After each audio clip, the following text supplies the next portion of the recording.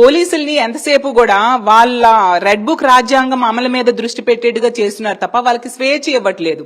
వీళ్ళు అధికార పార్టీ నాయకులు ఏం చెప్తే అదే డీజీపీ గారు గాని పోలీసులు గాని అమలు చేస్తూ ఉన్నారు తప్ప తమ సొంత నిర్ణయాలు గాని ప్రజల రక్షణ రాజ్యాంగం ఇచ్చిన విధులు నిర్వర్తించడం మీద వాళ్ళు దృష్టి పెట్టని పరిస్థితి ప్రతి సందర్భంలో కూడా మనం చూస్తూ ఉన్నాము. దానికి మొన్న డీజీపీ గారు చేసిన వ్యాఖ్యలు, నిందితులనేమో వాహనం లేకపోవడం వలన వాళ్ళట రోడ్డు మీద నడిపించి కోర్టుకి తీసుకెళ్లారట.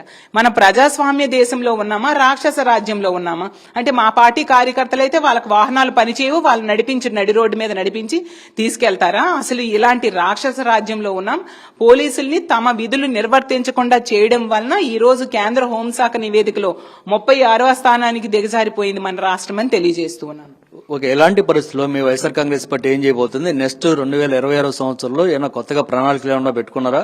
మహిళలు చిన్నారుల రక్షణ సంబంధించి మీ పార్టీ ఏ విధంగా పోరాటం చేయబోతుంది?